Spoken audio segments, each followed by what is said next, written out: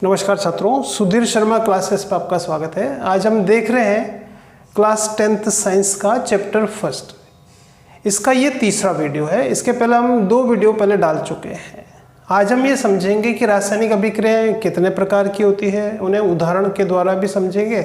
इसके अलावा विकृत गंधिता, संक्षारकता किसे कहते हैं, ये भी हम यहाँ पर समझेंगे। सबसे पहले हम यहाँ पे बात करेंगे कि संयोजन अभिक्रिया किसे कहते हैं। संयोजन अभिक्रिया से तात्पर्य है कि ऐसी अभिक्रिया जिसमें क्रिया करने वाले 2 या 2 से ज़्यादा पदार्थ हों, लेकिन क्रिया के फलस्वरूप जो बने उत्पाद वो एक हो। संयोजन जो शब्द है इसका मतलब होता है जुड़ना। जब 2 या 2 से अधिक छोटे पदार्थ जुड़ करके एक बड़ा पदार्थ का निर्माण करेंगे तो ऐसी अभिक्रिया को हम कहते हैं संयोजन अभिक्रिया। इसका जो उदाहरण है वो हमने यहाँ पर लिया है कि calcium oxide plus H2O gives us calcium hydroxide plus ऊष्मा। कैल्शियम ऑक्साइड यानी बिना बुझा हुआ चूना, जो हम दीपावली के दिनों में सफ़ेदी करने के लिए चूना जो लाते हैं उसको कहते हैं कैल्शियम ऑक्साइड। और हम जानते हैं कि जब हम उसमें जल मिलाते हैं तो जब कैल्शियम ऑक्साइड जल से क्रिया करेगा तो जैसे उसमें आप जल डालेंगे तो वो जो चूना है वो उबलने लगता है, उसमें से ऊष्मा निकलती है और बाद में वो ठंडा हो जाता है। तो उसको हम फिर कहते हैं कि CaO2 यानी कैल्शियम हाइड्रोक्साइड उसको हम कहते हैं। तो ये तो है बिना बुझा हुआ चूना, इसका सूत्र तो होता है CaO। जब आप इसमें जल डालेंगे तो एक तरह से उबलने लगता है, इसमें से ऊष्मा निकलती है और थोड़ी देर के बाद, घंटे भर के बाद ये ठंडा हो जाता है और बनता है CaOH2। और इसमें क्योंकि ऊष्मा भी निकलती है तो आप यहाँ देख रहे हैं कि 2 ये पदार्थ आपस में क्रिया करते हैं और कैल्शियम हाइड्रोक्साइड यानी एकल उत्पाद बनाते हैं। तो इस अभिक्रिया को, क्योंकि यहाँ 2 अभिकारक हैं और क्रिया के फलस्वरूप एक उत्पाद बन रहा है, तो इसलिए इस अभिक्रिया को हम कहेंगे संयोजन अभिक्रिया। तो जब 2 या 2 से अधिक पदार्थ आपस में क्रिया करें और एकल उत्पाद बनाएं तो ऐसे अभिक्रिया संयोजन अभिक्रिया कहलाती है। ऐसे कई सारे उदाहरण हो सकते हैं। अच्छा, इसी अभिक्रिया की ओर हम बात करें कि जैसे अपन बिना बुझा हुआ चूने में जल मिलाते हैं तो बुझा हुआ चूना हमें प्राप्त होता है। और इस बुझे हुए चूने को अगर हम यहाँ आगे लें और इस बुझे हुए चूने का जो जलीय विलयन है इसमें अगर आप कार्बन डाइऑक्साइड गैस प्रवाहित करें, ठीक है, तो जब CaOH2 यानी कैल्शियम हाइड्रोक्साइड में कार्बन डाइऑक्साइड गैस प्रवाहित करते हैं तो इसका विलयन तो होता है रंगहीन, कोई कलर नहीं होता है। लेकिन जब आप इसमें कार्बन डाइऑक्साइड गैस प्रवाहित करेंगे तो हमें एक सफ़ेद रंग का विलयन प्राप्त होता है, जो कि कैल्शियम हाइड्रोक्साइड जो था बुझा हुआ चूना की कार्बन डाइऑक्साइड की क्रिया से जो बनेगा कैल्शियम कार्बोनेट, उसके फलस्वरूप हमें एक सफ़ेद रंग का विलयन प्राप्त होता है, उसका जलीय विलयन हमें प्राप्त होता है। तो ये इसी अभिक्रिया की हमने बात करी कि अगर आपसे कहा जाए कि बुझे हुए चूने में कार्बन डाइऑक्साइड गैस प्रवाहित करें तो क्या रासायनिक अभिक्रिया होती है, तो आपको ये याद रखना पड़ेगा कि CaOH2 plus CO2 gives us CaCO3 plus H2। तो बुझा हुआ चूने के विलयन में जब कार्बन डाइऑक्साइड गैस प्रवाहित करेंगे तो हमें श्वेत रंग का जो है विलयन प्राप्त होता है। अच्छा, और आप ऐसे अभिक्रिया के और भी कई सारे उदाहरण हम ले सकते हैं, जैसे कि हमने यहाँ पे लिखा हुआ है C+O2 gives us CO2। तो यहाँ कोयले को अगर अपन जलाते हैं, कोई भी चीज़ अगर अपन जलाते हैं तो वो ऑक्सीजन से क्रिया करती है। तो कोयले का जो जलना है, कोयला जब जलेगा तो कार्बन डाइऑक्साइड गैस प्राप्त होगी और ऊष्मा भी साथ में प्राप्त होती है। तो क्योंकि यहाँ 2 उत्पाद हैं, क्योंकि यहाँ 2 क्रियाकारक हैं और उत्पाद एक है, ठीक है, क्योंकि यहाँ भी 2 अभिकारक हैं, उत्पाद एक है, इसलिए इसको हम कहेंगे कि ये भी संयोजन अभिक्रिया है। इसी प्रकार हाइड्रोजन और ऑक्सीजन की क्रिया से जल का बनना भी एक संयोजन अभिक्रिया का उदाहरण है, क्योंकि यहाँ भी 2 अभिकारक हैं, एकल उत्पाद है। हाइड्रोजन और ऑक्सीजन गैस बहुत उच्च ताप पर आपस में जुड़ करके जल का निर्माण करती है। जब बारिश होती है, बिजली कड़कती है, तो उस वक्त ये दोनों गैसें आपस में क्रिया करके जल का निर्माण करती है। तो तो ये थी बच्चों संयोजन अभिक्रिया। लेकिन आप यहाँ ये देख रहे हैं कि उत्पाद तो एक है, लेकिन साथ में आप ये देख रहे हैं कि ऊष्मा भी प्राप्त हो रही है। ठीक है, तो ऐसी रासायनिक अभिक्रिया जिसमें हमें ऊष्मा प्राप्त हो, ऐसी रासायनिक अभिक्रिया जिससे ऊष्मा उत्सर्जित होती हो। क्योंकि जैसे आप बिना बुझे हुए चूने में जल मिलाते हैं तो ये विलयन उबलता है, इसमें से ऊष्मा निकलती है। तो इस अभिक्रिया में क्योंकि ऊष्मा निकलती है तो इस अभिक्रिया को हम कहेंगे कि ये जो अभिक्रिया है ये ऊष्माक्षेपी अभिक्रिया है। तो कुछ ऐसी अभिक्रिया होती है जिसमें से ऊष्मा उत्सर्जित होती है, ऊष्मा उत्पन्न होती है, ऐसी अभिक्रियाओं को हम कहते हैं ऊष्माक्षेपी अभिक्रिया। तो हमने यहाँ लिखा ऊष्माक्षेपी अभिक्रिया, यानी ऐसी अभिक्रिया जिसमें ऊष्मा उत्सर्जित होती हो उसको हम कहेंगे ऊष्माक्षेपी अभिक्रिया। क्या उदाहरण हो सकता है इसका कि प्राकृतिक गैसों का दहन ऊष्माक्षेपी अभिक्रिया है। हम जो श्वसन क्रिया करते हैं वो ऊष्माक्षेपी अभिक्रिया है, और जो सब्जियां हैं, सड़ी गली पत्तियां हैं, उनसे जो हम खाद्य बनाते हैं वो भी एक ऊष्माक्षेपी अभिक्रिया है। तो ऊष्माक्षेपी अभिक्रिया का उदाहरण बताइए। तो पहला उदाहरण है प्राकृतिक गैसों का दहन। जैसे हमारे घरों में सिलेंडर में जो गैस होती है वो उसमें अधिकतर जो मात्रा होती है वो मेथेन की होती है। जब अपन उस गैस को जलाते हैं तो उसमें से ऊष्मा उत्पन्न होती है। तो वही अभिक्रिया हम यहाँ पर लिख रहे हैं कि CH4 + 2O2 gives us CO2 + H2O + ऊर्जा। तो ये जो गैस है जब जलती है यानी ऑक्सीजन से जब क्रिया करेगी तो कार्बन डाइऑक्साइड जल के साथ में ऊष्मा ऊर्जा भी पैदा करती है।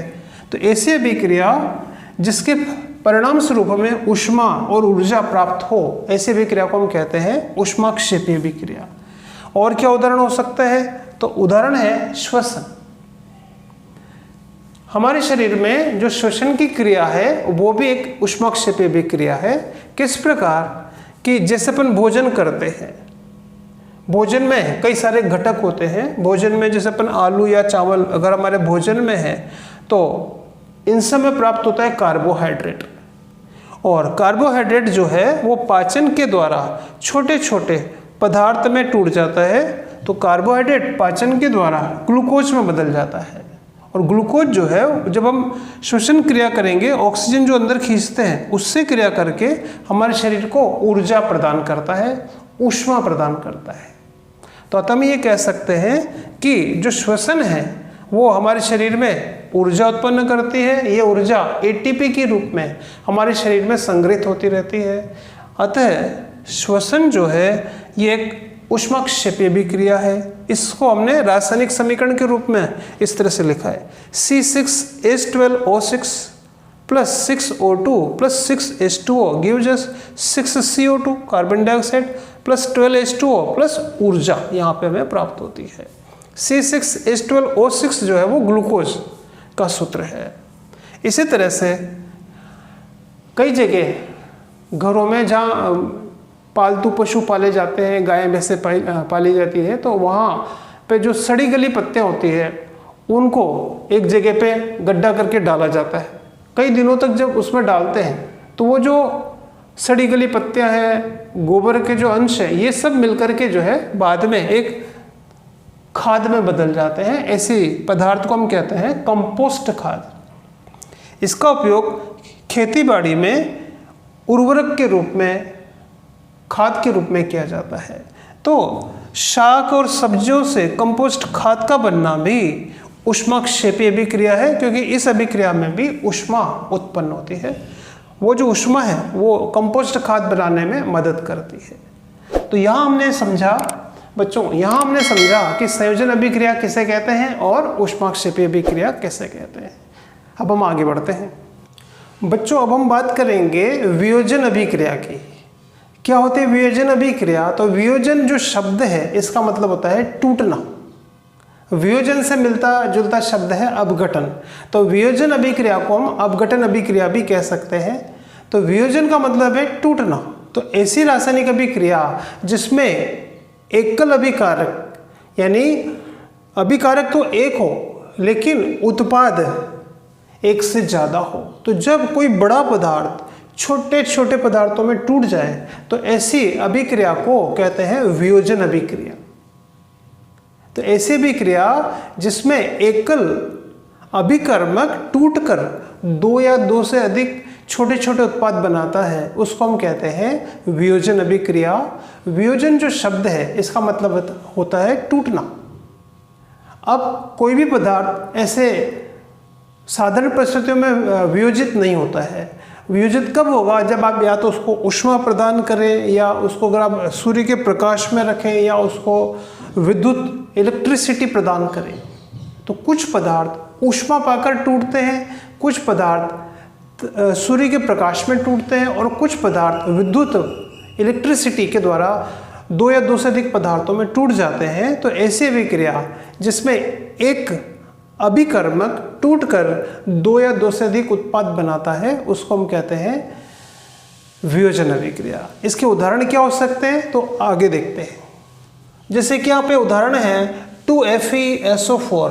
FeSO4 का मतलब है फेरस सल्फेट। ये एक सॉलिड होता है, ये एक हरे रंग का विलयन होता है, हरे रंग का पदार्थ होता है। जब आप इसको गर्म करते हैं तो हमें, जब ये गर्म करेंगे तो ये ऑक्सीजन से क्रिया करेगा, उसके फलस्वरूप हमें प्राप्त होगा फेरिक ऑक्साइड और सल्फर डाइऑक्साइड और सल्फर ट्राइऑक्साइड। SO2 है, ये गैस है, इसको तो अपन बोलेंगे सल्फर डाइऑक्साइड, और SO3 है, इसको अपन बोलेंगे सल्फर ट्राइऑक्साइड। तो इस प्रकार आप देख रहे हैं कि जो अभिकर्मक है, अभिकारक है, वो तो एक है, लेकिन उसके बाद जो उत्पाद बन रहे हैं वो दो से ज़्यादा है। तो ऐसी अभिक्रिया जिसमें अभिकारक तो एक हो लेकिन उत्पाद एक से ज़्यादा हो, तो ऐसी अभिक्रिया जिसमें एक पदार्थ, एक बड़ा पदार्थ छोटे छोटे पदार्थों में टूट जाए उसको हम कहते हैं वियोजन अभिक्रिया या अपघटन अभिक्रिया। इसी तरह से और भी हम उदाहरण ले सकते हैं कि CaCO3 यानी कैल्शियम कार्बोनेट यानी चूना पत्थर को जब आप गर्म करते हैं उच्च ताप पर तो वो भी वियोजित हो जाता है, टूट जाता है, कैल्शियम ऑक्साइड बनाता है और CO2 बनाता है। तो इस प्रकार CaCO3 का ऊष्मा पाकर दो पदार्थों में टूटना वियोजन अभिक्रिया है। और इस अभिक्रिया का उपयोग सीमेंट बनाने में होता है, क्योंकि हमें पता होना चाहिए कि जो सीमेंट है वो चूना पत्थर को बारीक पीसकर उसको गर्म करने से प्राप्त की जाती है। और उदाहरण है इसका लेड नाइट्रेट। बच्चों ये उदाहरण आपको पता होना चाहिए। और लेड नाइट्रेट का सूत्र है 2PbNO3 ट्वाइस, दो है यहाँ पे, और एक ये सॉलिड है, और अगर आप इसको गर्म करते हैं तो ये PbNO3 ट्वाइस यानी लेड नाइट्रेट गर्म होकर के लेड ऑक्साइड यानी 2PbO सॉलिड है ये, और नाइट्रोजन डाइऑक्साइड गैस बनाता है और ऑक्सीजन गैस बनाता है।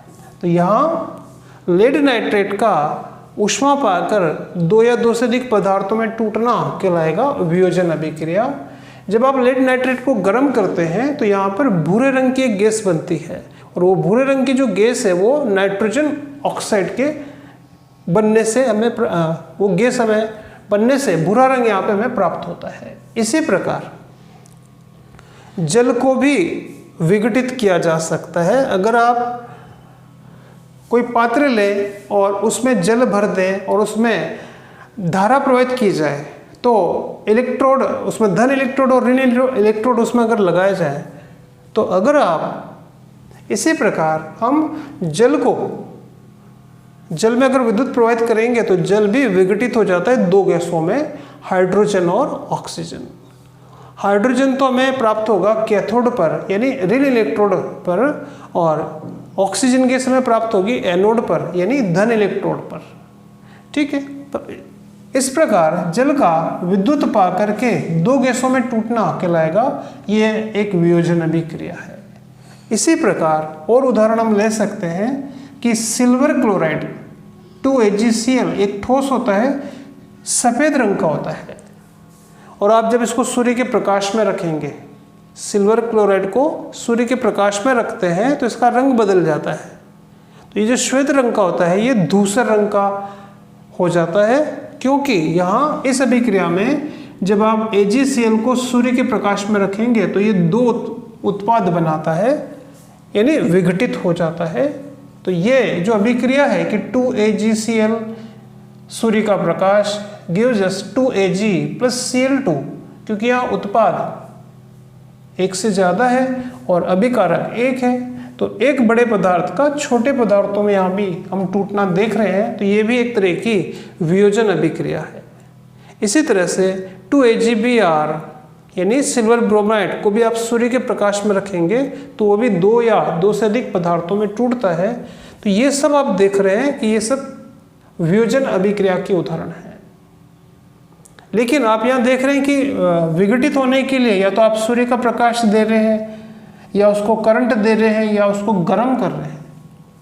तो ये अभिक्रिया तब तक प्रारंभ नहीं होगी जब तक कि आप इसको ऊष्मा नहीं दें, या जब तक आप इसको सूर्य के प्रकाश में नहीं रखें।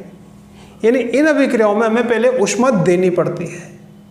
तो ऐसी अभिक्रियाएं जिनको संपन्न होने के लिए हमें ऊष्मा पहले देनी पड़े, तो ऐसी अभिक्रियाओं को हम कहते हैं ऊष्मा शोषी अभिक्रियाएं। जैसे भी हमने पिछले अभिक्रियाओं में देखा कि कुछ अभिक्रियाओं में ऊष्मा उत्पन्न होती है, तो उस अभिक्रियाओं को तो हम कहते हैं ऊष्माक्षेपी अभिक्रिया, और यह हमें ऊष्मा देनी पड़ती है। तो ये जो अभिक्रियाएं हैं ये ऊष्मा शोषी अभिक्रियाएं भी हैं, क्योंकि ये तभी संपन्न होगी जब इनको हम ऊष्मा देंगे। तो ऐसी अभिक्रिया जिनको संपन्न करने के लिए हमें ऊष्मा देनी पड़े, ऐसी अभिक्रियाओं को हम कहते हैं ऊष्मा शोषी अभिक्रिया। ठीक है। और ये जो वियोजन है ये तापीय वियोजन है, ये विद्युत वियोजन है, ये प्रकाश वियोजन है, क्योंकि प्रकाश देने पर ये अपघटित होते हैं। अब हम बात करेंगे विस्थापन अभिक्रिया की। इसका पहले हम एक उदाहरण देखते हैं कि Fe plus CuSO4 gives us FeSO4 plus Cu। इसको हम प्रैक्टिकल के द्वारा भी देख सकते हैं बच्चों कि CuSO4 कॉपर सल्फेट का अगर आप जल में डालेंगे तो कॉपर सल्फेट का जो विलयन बनेगा वो नीले रंग का होता है। नीले रंग का हमें जलीय विलयन प्राप्त होता है। तो कॉपर सल्फेट का जो जलीय विलयन है वो नीले रंग का होता है। अब आप इसमें Fe मतलब लोहे की कील डाल दें, यानी कॉपर सल्फेट की क्रिया कराएंगे किससे? लोहे से। तो कॉपर सल्फेट यानी इसका जो जलीय विलयन बनाएंगे वो नीले रंग का होगा, और उसमें आप लोहा डाल दें, लोहे की कोई वस्तु डाल दें, कील डाल दें, तो आप देखेंगे कि जो नीला रंग का है इसका कलर चेंज होकर के ये मटमैला नीला हो जाता है, और जो लोहे की कील आप डालेंगे उस पर एक भूरे रंग की परत चढ़ जाती है, क्योंकि इस अभिक्रिया में हमें प्राप्त होगा Cu। Cu के बनने से जो लोहे की कील आपने उस विलयन में डुबो रखी है उस पर भूरे रंग की परत आ जाती है। तो हम कहेंगे कि यहाँ ये एक विस्थापन अभिक्रिया है। कैसे? क्योंकि इस अभिक्रिया में जो आयरन है, जो लोहा है उसने कॉपर को प्रतिस्थापित कर दिया। जैसे आप देखिए यहाँ पे कॉपर सल्फेट के साथ था, लेकिन जब अभिक्रिया संपन्न हुई तो ये कॉपर अलग हो गया और Fe जो है वो Cu के स्थान पे आ गया। तो यहाँ Fe ने Cu को प्रतिस्थापित कर दिया, Cu की जगह ले ली Fe ने। तो Cu को धक्का दिया किसने? Fe ने, और खुद Fe Cu के स्थान पर आ गया। तो यहाँ जो विस्थापन हुआ है वो कॉपर का हुआ है। तो ऐसी भी क्रिया जिसमें अधिक क्रियाशील पदार्थ किसी यौगिक में से कम क्रियाशील पदार्थ को हटा देता है और स्वयं उसकी जगह आ जाता है, ऐसे भी क्रिया को हम कहते हैं विस्थापन अभिक्रिया। क्योंकि एक तो है Fe और एक है Cu, और इन दोनों में लोहा और तांबे में लोहा ज़्यादा क्रियाशील है, तो इसलिए लोहे ने तांबे को प्रतिस्थापित कर दिया, हटा दिया, और खुद लोहा कॉपर के स्थान पर आकर के हो गया FeSO4 और ये Cu अलग हो गया। तो अगर आपसे पूछा जाए कि इस अभिक्रिया में विस्थापन किसका हुआ है, तो कॉपर का हुआ है। किसने किया है? कि Fe ने करा है। क्यों करा Fe ने? क्योंकि Fe यानी लोहा जो है वो कॉपर से ज़्यादा क्रियाशील है। इसी तरह से एक और उदाहरण है यहाँ पे Zn यानी zinc plus CuSO4 gives us ZnSO4 plus Cu। इस अभिक्रिया में एक तो है Zn यानी जस्ता और एक है कॉपर। कॉपर से Zn ज़्यादा क्रियाशील है, तो इसलिए Zn ने प्रतिस्थापित करा कॉपर को, तो इस अभिक्रिया में भी कॉपर का विस्थापन हुआ है। क्योंकि इन अभिक्रियाओं में एक परमाणु या एक पदार्थ का विस्थापन हुआ है, इसलिए इसको हम कहते हैं एकल विस्थापन अभिक्रिया। अब हम बात करेंगे द्विविस्थापन अभिक्रिया की। पहले उदाहरण देखिए, जैसे है Na2SO4, इसका नाम है सोडियम सल्फेट का जलीय विलयन और बेरियम क्लोराइड का जलीय विलयन अगर हम पहले तैयार करें, ठीक है। तो बच्चों सोडियम सल्फेट का जो जलीय विलयन होगा, एक बीकर में अगर थोड़ा सा सोडियम सल्फेट लेकर उसमें शुद्ध जल आसुत जल मिलाएंगे तो इसका विलयन हमें प्राप्त होगा रंगहीन, जिसका कोई कलर नहीं होगा। ऐसे बेरियम क्लोराइड का भी आसुत जल में घोल के विलयन बनाएंगे, इसका भी कोई विलयन का कोई रंग नहीं होता है। और जब आप इन दोनों को मिलाएंगे तो जैसे आप मिलाएंगे तुरंत हमें एक सफ़ेद रंग का विलयन या अवक्षेप प्राप्त होता है, जो कि सोडियम सल्फेट और बेरियम क्लोराइड की जब आप क्रिया कराएंगे तो हमें बेरियम सल्फेट प्राप्त होगा, जो कि एक सफ़ेद रंग का होता है, सॉलिड होता है, ठोस होता है। इसकी वजह से जब आप उन दोनों को मिलाएंगे तो हमें एक सफ़ेद रंग का विलयन प्राप्त होता है और साथ में प्राप्त होगा 2NaCl। इस अभिक्रिया को हम कहेंगे द्विविस्थापन अभिक्रिया। क्यों? क्योंकि इस अभिक्रिया में सोडियम ने प्रतिस्थापित करा बेरियम को और बेरियम ने प्रतिस्थापित करा सोडियम को। देखिए आप यहाँ पर कि जो Cl2 था, Ba तो आ गया Na की जगह, तो ये आ गया BaSO4, और जो सोडियम था वो आ गया Cl के साथ, सोडियम क्लोराइड बन गया। तो इस अभिक्रिया में दोनों ने एक दूसरे को प्रतिस्थापित किया, तो इस अभिक्रिया को हम कहते हैं कि यह है द्विविस्थापन अभिक्रिया।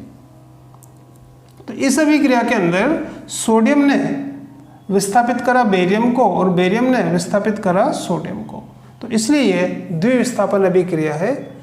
ठीक है, ऐसी अभिक्रियाएं जिनमें अभिकारकों के बीच आयनों का आदान प्रदान होता है उसको हम कहते हैं द्विविस्थापन अभिक्रिया।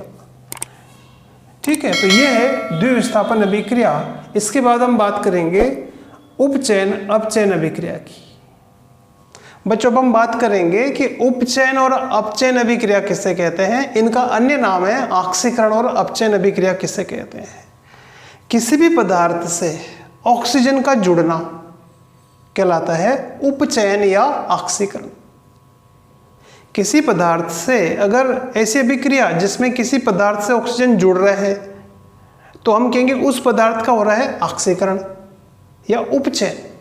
और अगर किसी पदार्थ का से अगर ऑक्सीजन अलग हो जाती है, ऐसी अभिक्रिया जिसमें किसी पदार्थ से ऑक्सीजन अलग हो रही है, तो उसको हम कहेंगे कि उसका हो रहा है अपचयन। यानी ऑक्सीकरण और अपचयन एक दूसरे की विपरीत अभिक्रिया है। ऑक्सीकरण में ऑक्सीजन जुड़ेगी तो ऑक्सीकरण, और अपचयन में जो है वो उस पदार्थ से ऑक्सीजन अलग होगी। तो हमने यहाँ लिखा है कि किसी पदार्थ से उपचयन का मतलब है किसी पदार्थ से ऑक्सीजन का जुड़ना कहलाएगा ऑक्सीकरण। इसका उदाहरण होगा 2Cu + O2। कॉपर को जलाया जाए तो हमें प्राप्त होगा कॉपर ऑक्साइड। तो आप यहाँ देख रहे हैं कि इस अभिक्रिया में Cu से जुड़ गया O2 और हमें प्राप्त हो रहा है CuO। तो हम कहेंगे इस अभिक्रिया में कॉपर का ऑक्सीकरण हो रहा है, क्योंकि अभिक्रिया के बाद में आप देखिए कॉपर से ऑक्सीजन जुड़ गया है। तो इस अभिक्रिया में कॉपर का ऑक्सीकरण हुआ, जिससे हमें कॉपर से प्राप्त हुआ कॉपर ऑक्साइड। तो ऐसी अभिक्रिया जिसमें किसी पदार्थ से ऑक्सीजन जुड़ जाए तो उस अभिक्रिया को हम कहते हैं ऑक्सीकरण। इसी तरह से इसका उल्टा है अपचयन। किसी पदार्थ से ऑक्सीजन का अलग होना, जैसे कि कॉपर ऑक्साइड।